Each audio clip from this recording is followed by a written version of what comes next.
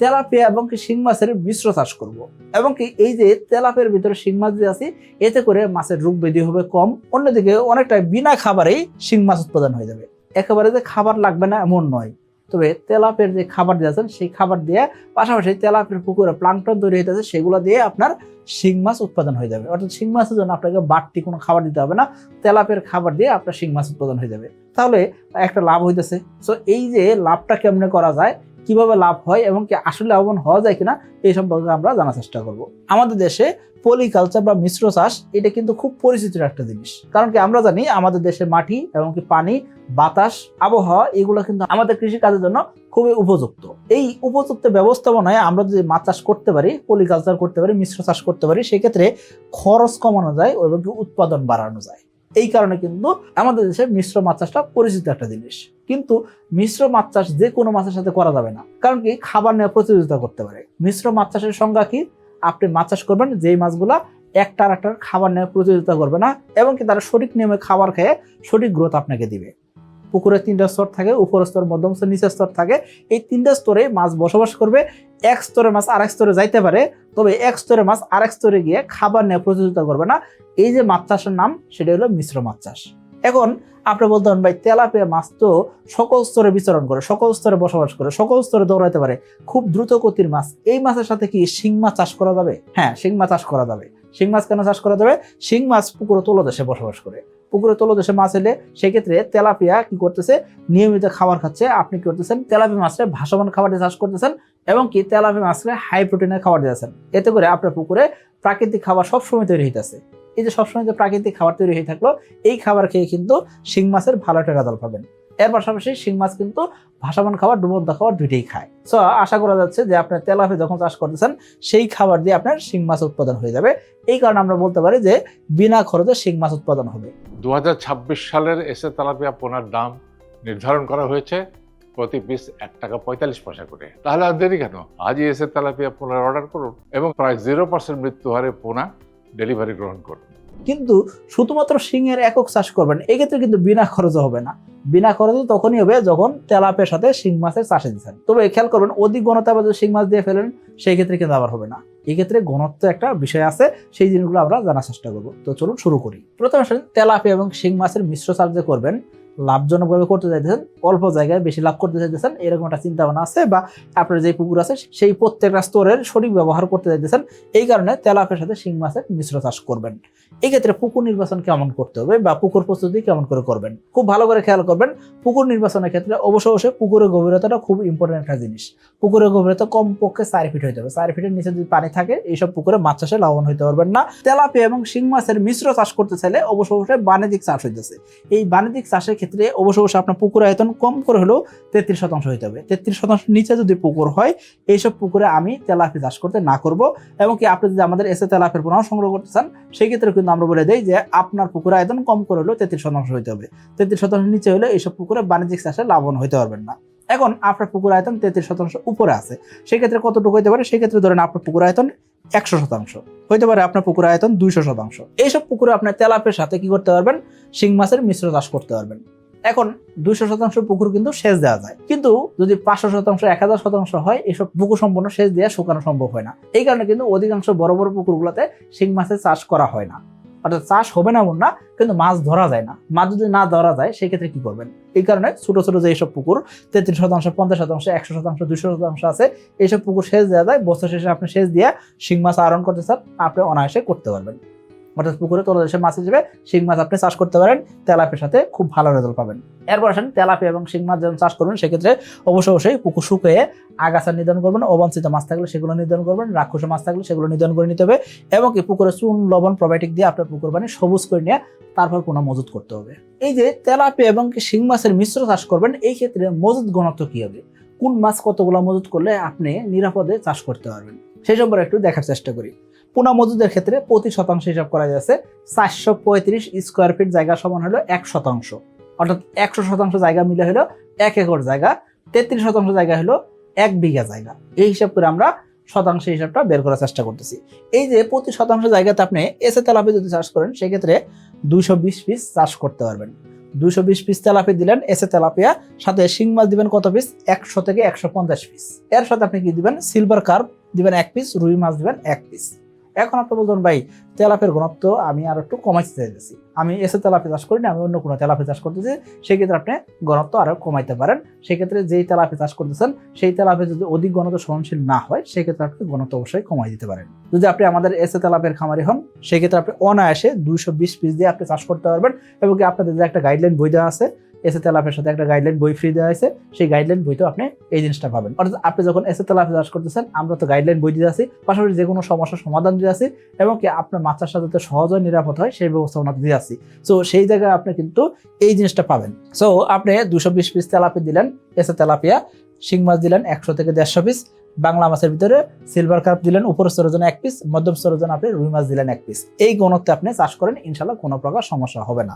March এবং April মাসের মধ্যে এসে তেলাপিয়ার পোনা অর্ডার করলেই 2 জন সৌভাগ্যবান ব্যক্তি পাচ্ছেন পবিত্র উমরা হজ পালনের সুবর্ণ সুযোগ।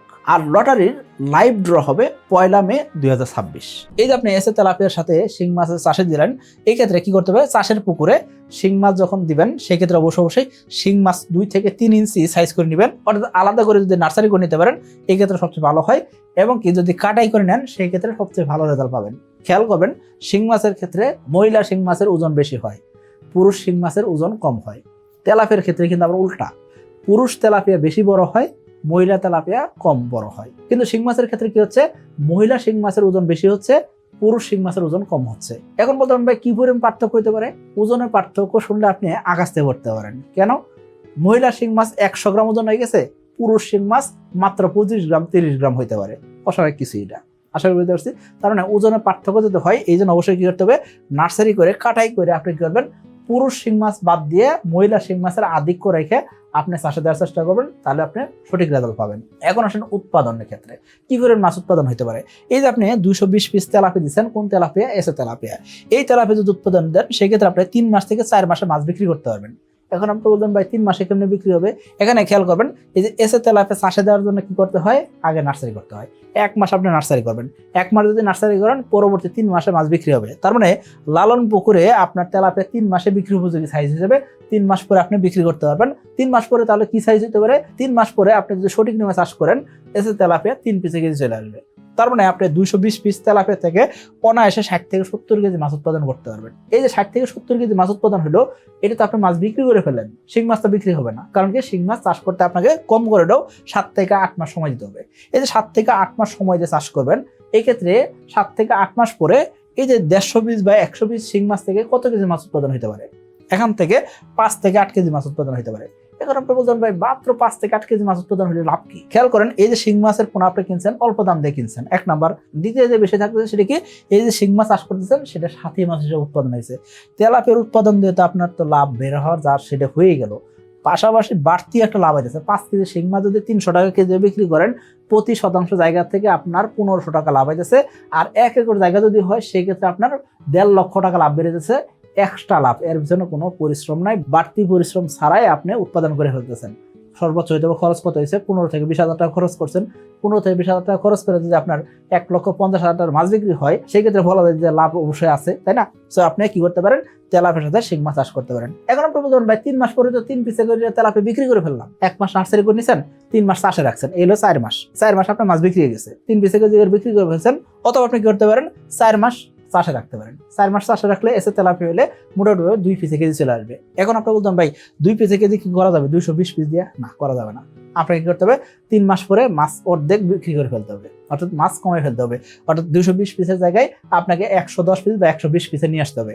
অর্থাৎ 3 পিসে কেজি যখন আসছে তখন অর্ধেক মাছ বিক্রি করে দেন। বাদ বাকি মাছগুলো আপনি 1 মাস রাখেন, পরবর্তী 1 মাসে আপনার মাছগুলো দেখবেন কি আধা কেজি ওজন হয়ে গেছে।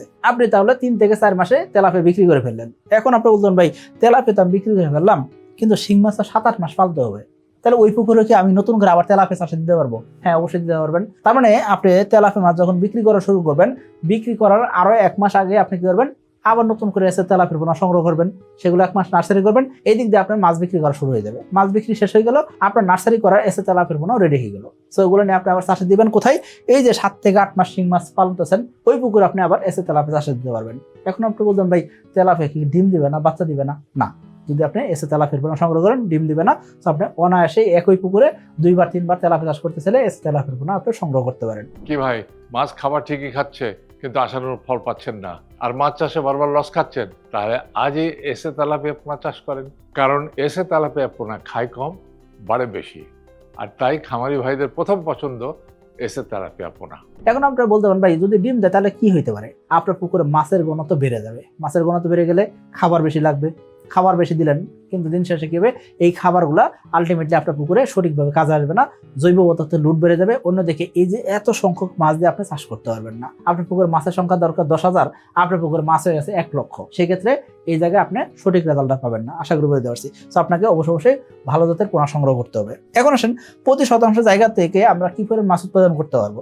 প্রতি শতাংশ জায়গাতে তেলাপিয়ার যদি মিশ্র চাষ করা হয় সেক্ষেত্রে 65 থেকে 75 কেজি মাছ অনায়াসে উৎপাদন করা যায়। এই যে তেলাপিয়ার সাথে শিং মাছ চাষ করবেন সেক্ষেত্রে কোনো সমস্যা আছে কিনা বা কোনো বাধা বিপত্তি আসবে কিনা, অনেক ক্ষেত্রে শুনবেন হয়তো বা শিং মাছের অনেক বেশি রোগ হয়, মরক হয়, নানাবিধ সমস্যা তৈরি হয়, এইসব সমস্যা হবে কিনা বা তেলাপিয়ার কোনো সমস্যা তৈরি করবে কিনা।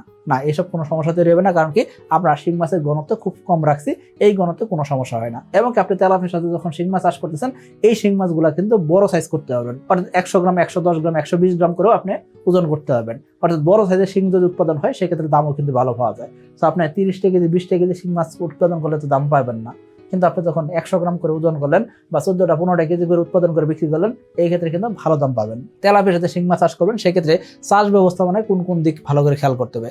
ভাসমান প্লেট খাবার দিতে হবে, সকালবেলা বিকালবেলা খাবার দিবেন, এবং কি খাবারের পরিমাণটা অবশ্যই মাছের বডি ওজন হিসাব করে, পাশাপাশি আবহাওয়া হিসাব করে, পুকুর ব্যবস্থাপনা হিসাব করে আপনাকে খাবার নির্ধারণ করে দিতে হবে। মাছের ঘনত্ব অবশ্যই একটা ফ্যাক্ট, সো সকল বিবেচনা করে আপনার মাছের খাবারের পরিমাণ নির্ধারণ করতে হবে। যদি আপনি এসে তেলাপিয়ার পোনা সংগ্রহ করে থাকেন সেক্ষেত্রে একটা গাইডলাইন বই দেওয়া আছে, ওই গাইডলাইন বইতে একদম ডিটেল দেওয়া আছে মাছের বয়স আজকে কতদিন, আজকের বয়স অনুযায়ী মাছের ওজন কতটুকু আসা উচিত ছিল, সেই ওজন যদি আসে থাকে তাহলে এতটুকু খাবার লাগবে, A to Z কিন্তু বইতে দেওয়া আছে। এবং কি প্রতি 10 দিন অন্তর অন্তর আমাদের স্টাফরা আপনাকে ফোন দিয়ে জিজ্ঞাসা যে সঠিক ওজনটা আসছে কিনা। যদি সঠিক ওজন না আসে সেক্ষেত্রে আপনার কোন জায়গায় সমস্যা আছে সেই সমস্যা আমরা সমাধান করতেছি। 4 মাস পরে যে আপনি আফসোস করবেন আপনার মাছ বড় হয় না, আপনার মাছের সমস্যা হয়েছে, এই জিনিসটা আমরা কখনো শুনতে চাই না, যার কারণে প্রতি 10 দিন অন্তর অন্তর আপনাকে ফোন দেওয়া হয়। সো এই জিনিসটা আপনি মেনটেন করেন, ইনশাআল্লাহ আশা করি আপনি খাবারটা কোনোভাবে অনুমান করে দিবেন না, অবশ্যই আপনার বই অনুযায়ী খাবার দিবেন। তেলাপিয়া চাষ করতে চাইলে পানির রং অবশ্যই সবসময় সবুজ রাখতে চেষ্টা করতে হবে।